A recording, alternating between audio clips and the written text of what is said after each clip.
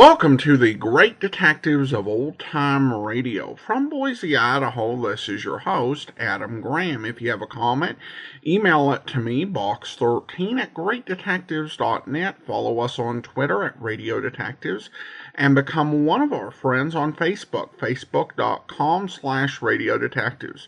Today's program is brought to you in part by the financial support of our listeners. You can support the show on a one-time basis, support.greatdetectives.net. And I do want to go ahead and thank Elizabeth for sending along a one-time donation. Thank you so much for your support, Elizabeth. In addition, you can become one of our ongoing Patreon supporters for as little as $2 per month. Just go to patreon.greatdetectives.net. Well, now it's time for this week's episode of Under Arrest. The original air date is July the 10th of 1949, and the title is Evil Witness. Mutual presents Under Arrest, directed by Martin Mogner, and starring Joe DeSantis as Police Captain Jim Scott. Under Arrest! Into yourselves!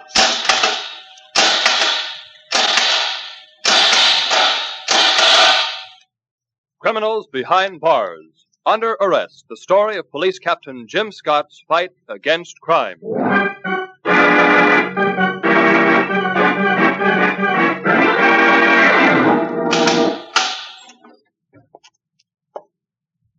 Hello, Coolman. Oh, Captain Scott, I knew you'd come. What do you want? I'm innocent. Every man in the death house says that. Well, I'm not every man. I'm me, Ben Coolman. Yeah, but only till noon tomorrow unless you help me. You shot down a cop on a payroll stick-up. Why should I help you? Because I was framed. So long, Coolman. Oh, wait. Every cop killer says he was framed. Scott, I'm on my knees to you. You're my last chance. You can prove I'm innocent. In the next 14 hours? Got a trial a week long. Scott, into my head comes a thing from the Bible. The hard of heart know no better and may be forgiven, but the gentle of heart who do know and yet harden their hearts, how will they answer to themselves afterward? What have you got, Coolman? A tip by the grapevine. There's a guy who really killed that cop and stole the payroll. He got into town last week. Name him McGraw, and you can find him at 2801 River Street. See him, Scott, please. You're a faker, Coolman. That Bible quote of yours, that's not the way it goes at all. But the sense is right. So long.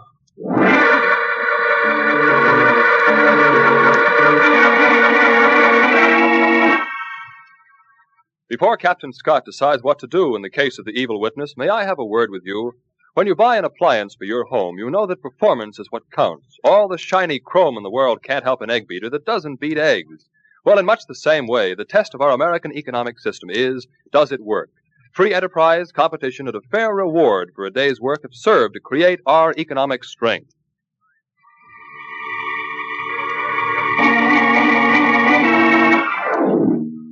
The devil himself must have been behind that young fellow, Ben Coolman, to make him haul off and sock me with that misquote from the Bible. Because it got me. I went down to the 2800 block on River Street, which is at no time, and especially at night, a suitable place for a Girl Scout picnic. As I turned into the block, it was a little rougher than that. There were shots and a sedan driving around the far corner and out of sight.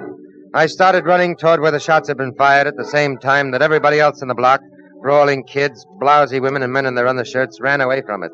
I came to the spot.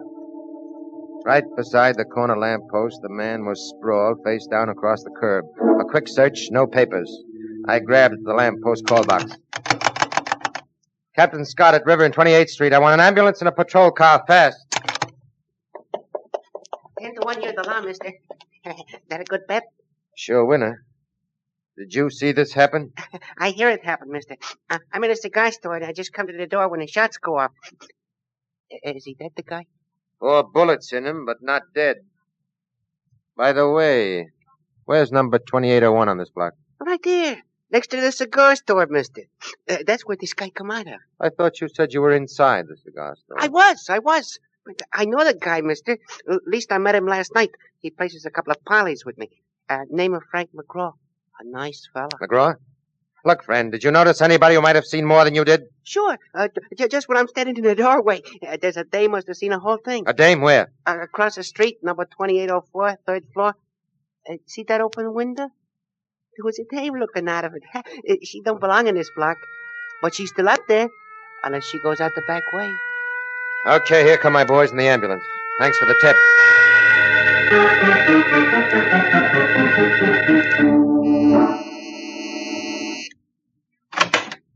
Yes? I'm Captain Jim Scott, Police Headquarters. I'd like to talk to you a minute, Mr. Bud Ellison. Come on in. Thanks. This way. After you. Oh, what's on your mind, Captain? Oh, excuse me. Captain Scott, Police. This is my friend of mine, Edie. Hiya. You probably both know, a few minutes ago there was a serious accident in River Street right out front here. Accident, Captain? What kind?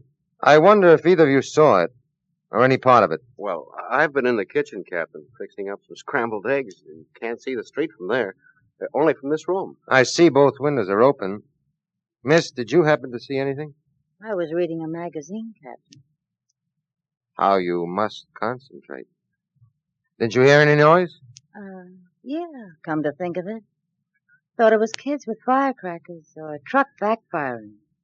Then naturally I heard your siren looked out. A fellow down in the street told me he saw a woman looking out of one of these windows just before the accident. Said she must have seen the whole thing. Bud, you hiding my rival somewhere in here? Edie's the only lady here, Captain. I guess we can't help you. What kind of an accident was it? I guess I shouldn't have called it an accident. It was more like attempted murder. Sorry to have bothered you both. Good night. Good night, Captain. Gosh. The guy shot down right in the street. It happens. Well, the streets were full of kids, people. What kind of a murdering moron would shoot and not care what he hit? Sounded to me like he hit just the guy he meant to. Only he didn't entirely get him. How do you know he didn't? That cop said it was attempted murder. To me, that means the guy's still alive. I must say Captain Scott got here fast. Yeah, he seemed to climb right up out of the ground. The guy fell down and boom, there he was. What? I mean, he showed up right after shots were fired. Happenstance sort of. Edie, you did see what happened. No, I didn't. You were at the window. Scott said somebody saw a woman, and it couldn't have been anybody but you. Why didn't you tell him? I didn't see anything, Bud. You told Scott you were reading a magazine. There isn't even a magazine in this room. Bud, come here. You saw the whole thing. Why didn't you tell Scott? Come here, Bud. Put your arms around me. Afraid of gangsters or something? Listen, Bud, if I said I saw it, it'd get in the papers, wouldn't it? And my husband would read it. Your husband? I didn't tell you before, Bud, but I'm married. And if my husband found out I was seeing you, he'd get mad. So really, I was protecting you, Bud. You mad at me? They'll catch that killer some other way. Only, Bud, please don't be mad at me. I didn't dare say anything. On account of you. By now, I thought Ben Kuhlman's claim of having been framed into the death house looked pretty sound. McGraw, who could have cleared him, shot down to keep him quiet. But I had no witnesses except that girl Edie. I knew she was lying. She hadn't been reading any magazine, but if witnesses won't talk, it's hard to make them, especially a good-looking raven hair like that. When I got to the city hospital, though, McGraw was still alive but unconscious. My case hung now on him. So I waited and waited and waited until they called me in. McGraw was showing some signs of regaining consciousness. I'll keep the inhalator going, Captain Scott. McGraw, listen. Ben Kuhlman, your friend, told me you can save him from the chair. Tell me what you know about that cop killing. I want to save Kuhlman, McGraw, and I need your help. Who shot you from that car tonight? McGraw, anything you can tell me for a lead. One name, one fact. Try hard, McGraw. Try. I'm sorry, Captain Scott. He's dead.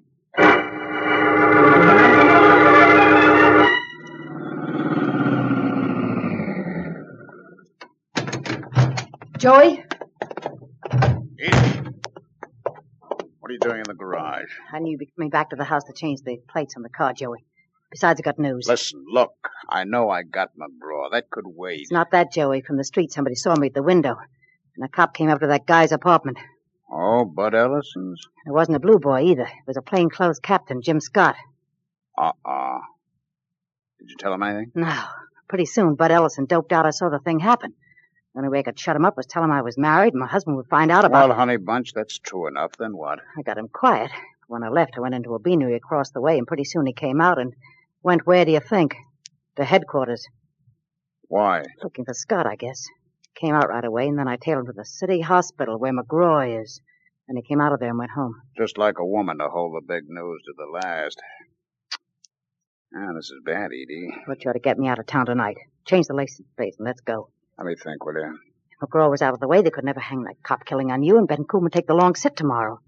But Ellison might lead Scott to me, and from me to you it isn't very far. Stop yakking, will you? I'm trying to think. But Joey, honey... Listen, look. The last bulletin on the radio said McGraw's dead. Phew. Why didn't you tell me?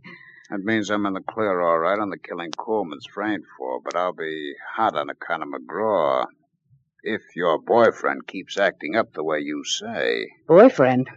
I only picked up Bud Ellison so I'd get into that apartment and point out McGraw for you. Give me that boyfriend stuff. I wouldn't get mad if you liked the guy. I saw him. Nice-looking gazebo. Joey, you crummy heel. I'm nuts about you, nobody else. Keep your skin on, baby. I was only kidding. Let me know it, Joey.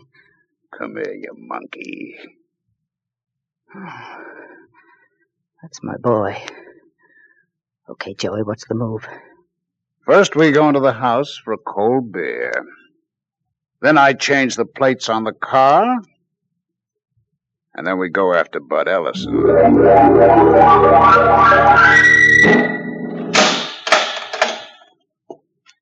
I'm back, Coolman. Oh, Scott.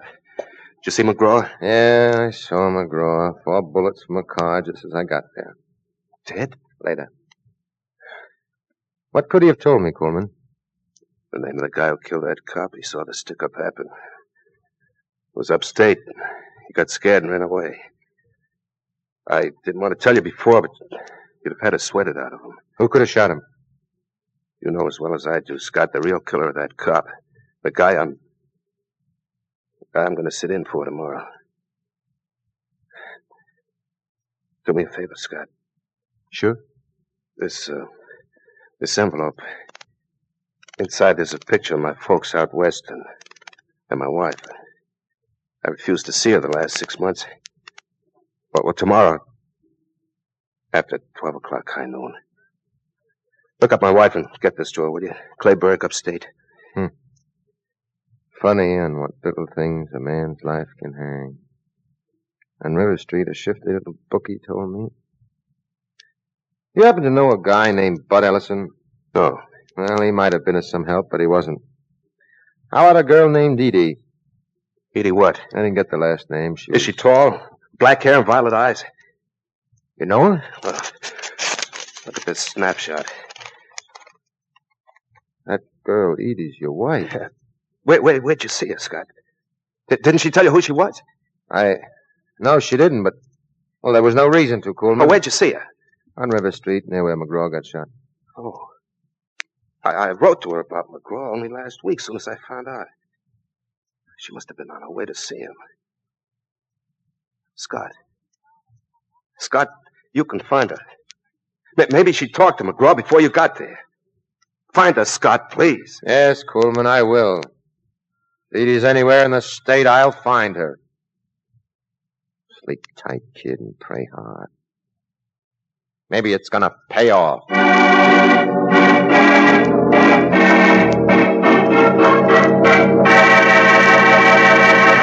We'll continue our drama in just a moment. There are 2 great economic and social systems in the world that have one great difference. Under one system, private ownership of material wealth and private control of the means of production are outlawed. Under our own American economic system, private ownership of material wealth is open and free, and private control of the means of production is encouraged. Here, under our American system of private enterprise and capitalistic democracy, a man may earn as much as he's able and invest his money as he chooses. He may become one of many thousands of stockholders in vast industrial organizations and thus an owner of the means of production. And he may invest in land, in a home, an automobile and clothing, and all of the modern comforts which our system affords to all. And thus he becomes the private owner of the things that our economic genius produces.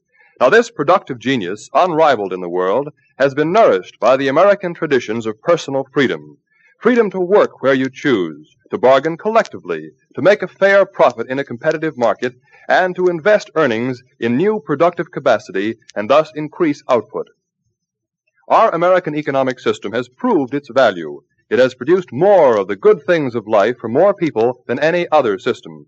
It has not only brought us to our high level of living, it has also enabled us to help millions of others who are not so fortunate. Now, we return you to Under Arrest.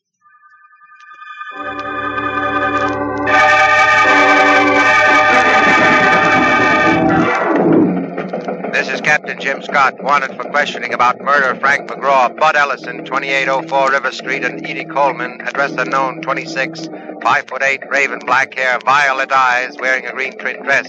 Speed counts. Her husband, Ben Coleman, is scheduled to die in less than 8 hours, and he may be innocent.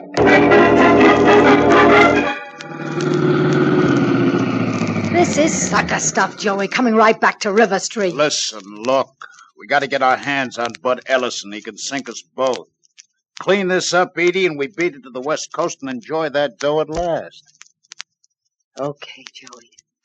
Here I go.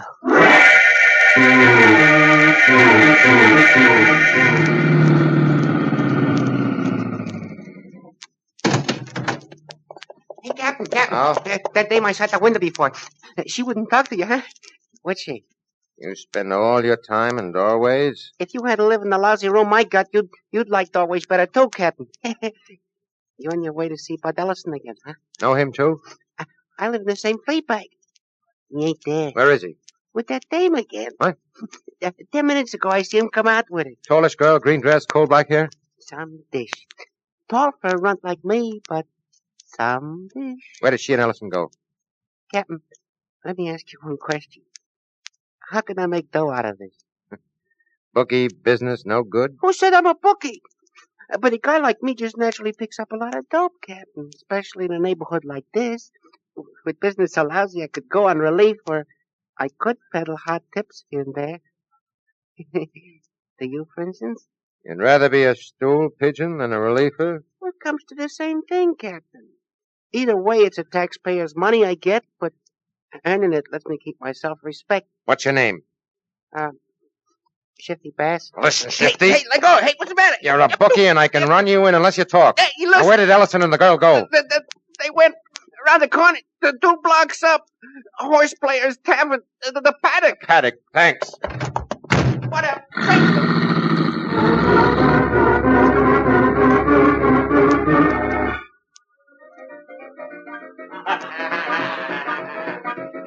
Honest, Bud. If I wasn't so scared of my husband finding out, I'd go right to Captain Scott. That's why I came back to see you. I like you, Bud, and we have fun together. I don't want you to be mad at me. So if you insist... Edie, did you see anything, really, that might help Scott? Well, I don't know what would help him, but I think I saw the last 3 numbers on the license plates. I could only be... Bud. A flash? I just remembered something more. I'll tell you on the way. Come on, we go see Scott. Waiter, here's a buck for the drinks. Maybe we can find a cab, Edie. I've got a car around the corner. Hold it. What? Just the guy we're going to see. Hello, Ellison. I've been looking for you. Well, that's lucky, Captain Scott. Edie and I are just now going This to... girlfriend of yours? I don't care anything about her. You're the guy I'm after, Ellison. You're coming to headquarters with me.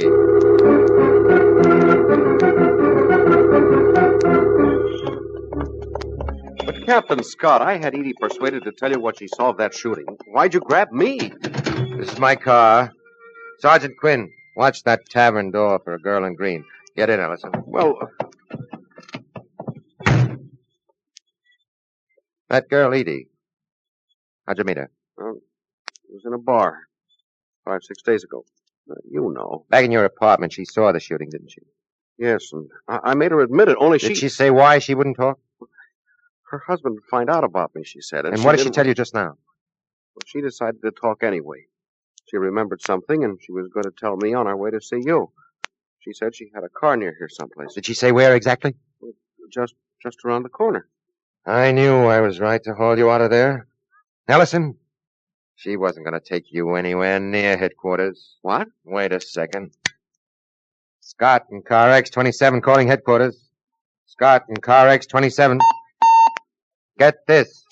I want every available man and patrol car to throw a 4-block cordon around the Paddock Tavern on 30th near River Street. Somewhere in this area, the murderer of Frank McGraw is waiting in a car. I don't know exactly where the car is or what the man looks like, but I think I can smoke him out. Get on it, rush. Captain, you think Edie's in with a killer? They were going to kill me, too, because... Holy smoke, you saved my life. Ellison, you stay in the car. I'm going back into the tavern.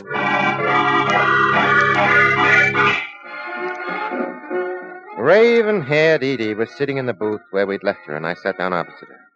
She had a frozen look on her face. Her eyes were wide and a little red around the rims. Back again, Captain? You're in a tough spot, Edie. Name it.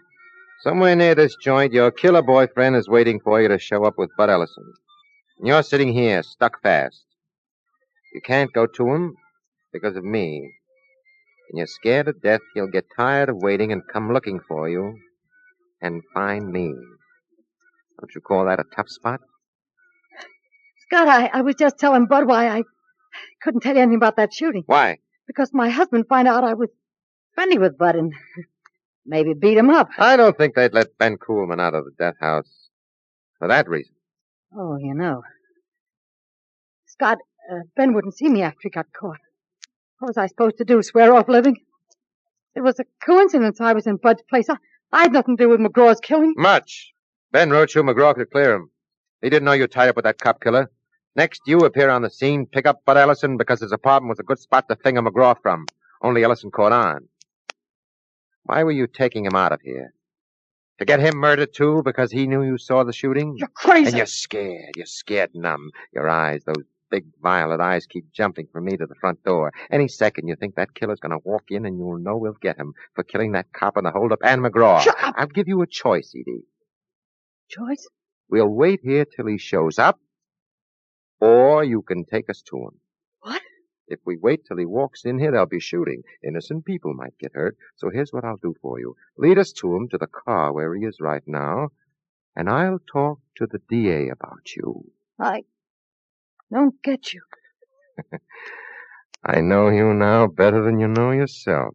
Before all this is over, you're going to crack and tell us everything you know. You're a gone goose no matter what, Edie, and gone geese always sing. But lead us to your boyfriend, and I'll ask the DA to give you a break. Scott, I could kill you. Edie, you haven't got the guts to sit here and wait. You're saying to yourself, there was Ben Kuhlman and Ellison, maybe others. What's one more man to double-cross? Shut up! Shut up! This is where you were born to wind up, Edie. Beautiful Edie, trying to decide what's in it for me to double-cross one more man, especially when I might get a shorter jail term for myself. You cracked the stem of your glass, Edie. I told you you can't take it. Cut myself, Scott. I'm bleeding. Will you lead us to that car? All you have to do is walk up to him. Get him out of the car. We won't show ourselves till the right moment. Now think fast, Edie. Because if he walks in that door and we take him without your help, I'll ask the DA to demand the chair for you, too. I wrapped the handkerchief around her hand. We walked out. I held her right elbow. Her body was stiff. She walked in little jerky movements. Trickles of sweat were forming on her temples. Out in the street, I passed the word to my boys and sent her on ahead.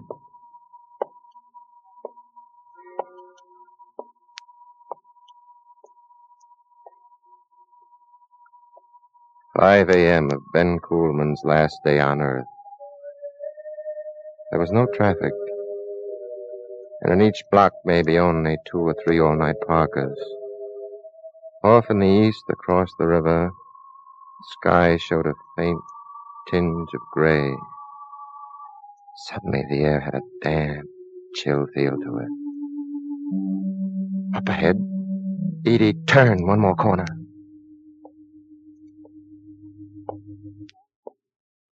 Joe! Joey! You still there, Joey? Edie, where's the guy? I was almost coming after you. Something went wrong, Joey. Wrong? What? Ellison wouldn't... He wouldn't believe... What's the matter with you? You look like a stiff. I cut my hand. I feel funny. Let me in the car, Joey. Come around the other side. Open this door, Joey. Let me slide in past you. Please. My legs are going out from under me. For Pete's sake, okay. Okay, climb in. Joey. Get in, will you? We gotta get out of town fast now. Joey, I wish I'd known you somewhere else. I wish we were two other people. Joey, I love you. All right, you, hands in the air. Cops. Hands in the air, you're under arrest. Edie. A double-crosser. You led him to me. Drop that gun, you. I love you, Joey. No matter what happens, I love you. I love you. Shut up. No! I hate your... That takes care of her, copper. Now come on, get me. Quinn, let him have it.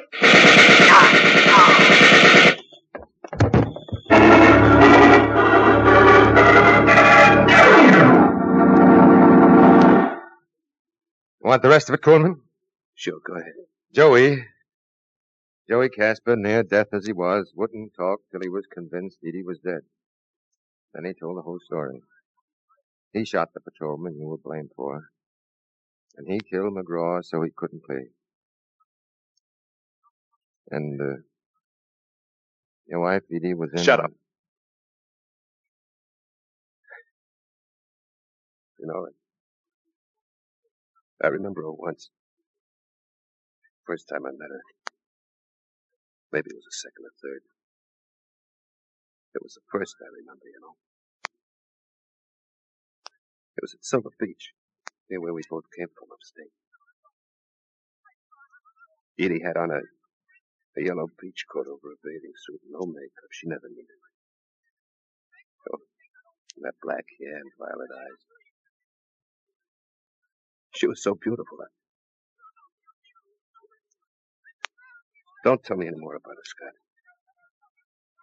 That's the time I remember Edie. It's the only time I want to remember. It's 1 minute past 12 o'clock. High noon, Coleman. You're alive. You're gonna be okay? They say a guy never appreciates liberty till he loses it. And his life until he's about to lose it. Ask me again if I'm gonna be okay. Coleman, let me open this door for you. You're not under arrest. You're free.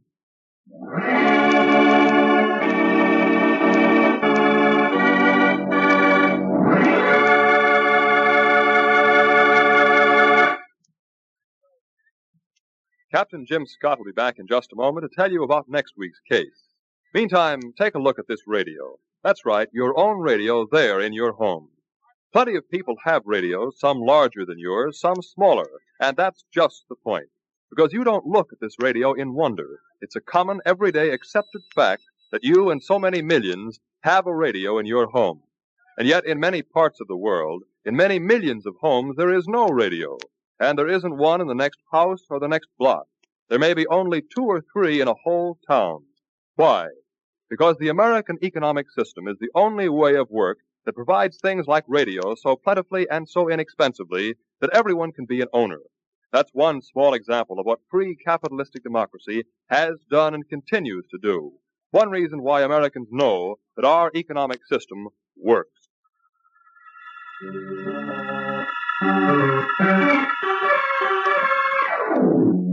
Captain Jim Scott speaking.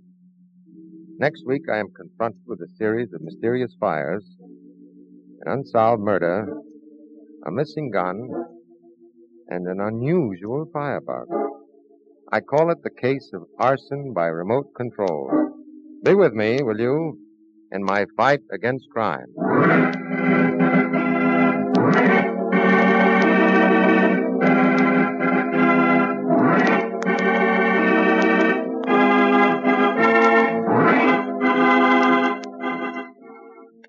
You have heard Under Arrest, presented by Mutual and starring Joe DeSantis as Police Captain Jim Scott. Today's case was especially dramatized for Under Arrest by Paul Milton. Original music was composed and played by Al Finelli. Heard in today's cast were Linda Watkins, Ralph Bell, Larry Haynes, and Louis Van Ruten. All names of persons used in Under Arrest are fictitious. Any resemblance to names of actual persons, living or dead, is coincidental. This is Jack Barron speaking. This is the Mutual Broadcasting System. Stay with us for Mr. Fix-It. Welcome back. I have to admit the misquoted Bible verse threw me. I do think it was actually good writing in a way to do it this way, because the idea that everyone is going to have exact verbatim Bible verses memorized if they don't have some sort of background or training or not generally religious can be a bit unrealistic. So he remembers the sense of this verse. Captain Scott immediately seems to know what he's talking about, and I'm not entirely sure what he was referring to. I think it might have been Luke 12:47-48. And that servant who knew his master's will but did not get ready or act according to his will will receive a severe beating. But that one that did not know and did what deserved a beating will receive a light beating. Again, I'm not certain if that's the one that Ben was paraphrasing. I know we've had quite a few ministers email in and say they listen to the podcast, so if you're out there and you have a better idea as to what the exact scripture that Ben was paraphrasing, I'd be curious to know. Because I think what I have is plausible. I'm not 100% sure it's right. The writers did a good job in giving Ben a very inexact memory of what the scripture said in that particular case. Unfortunately, what exactly he's remembering may not be 100% clear to everyone other than that great theologian, Captain Scott. I also did love that bookie's reasoning that whether he was turning stoolie or he was taking public assistance, either way he was going to be getting money from taxpayers. And so he figured either way the public was going to be paying him, so he might as well be providing the public a service. And I thought, yeah, that does actually kind of make sense. Though, of course, one thing we have heard on a couple of those shows, I think on one episode of The Lineup, and I think on a few episodes of Dragnet, depending on the city, oftentimes the stoolie is not paid with public money, but the policeman pays the stoolie for the information, and it's implied that they aren't necessarily reimbursed. Don't know if that was a totally accurate view of what policing would have been like in New York City, or if that has changed. I did think the bar scene was actually a pretty good idea. I love Captain Scott showing up just as she was about to lead the guy she'd seduced to be murdered. And once again, you just saw how Captain Scott is able to really project a certain mental toughness and lay on the pressure to get targets to cooperate. All right, well, I do want to go ahead and thank our Patreon supporter of the day now. I do want to thank Lori, Patreon supporter since April of 2020, currently supporting us. Level of $4 or more per month. Thanks so much for your support, Lori. And I do also have a programming note. I mentioned that we would be bringing you a previously uncirculated program in 2 weeks. We'll actually be continuing on along that line for 3 more weeks. So we have 1 more week of Under Arrest and 3 more weeks of what we're going to be doing, which I will tell you about next week. And then in 5 weeks, we'll be getting into The Silent Men. Well, that will actually be all for now. If you do have a comment, email it to me, box13@greatdetectives.net. Follow us on Twitter at Radio Detectives and become one of our friends on Facebook, facebook.com/Radio Detectives. Join us back here tomorrow. We'll be bringing you our 3,350th episode special. And also, we'll be playing an episode of Public Domain Video Theater. It'll be the last of the 1940s Dick Tracy movies. And then on Monday, we'll bring you Crime Photographer. And then next Saturday, our last episode of Under Arrest. In the meantime, send your comments to box13@greatdetectives.net. Follow us on Twitter at Radio Detectives and become one of our friends on Facebook, facebook.com/Radio Detectives. From Boise, Idaho, this is your host, Adam Graham, signing off.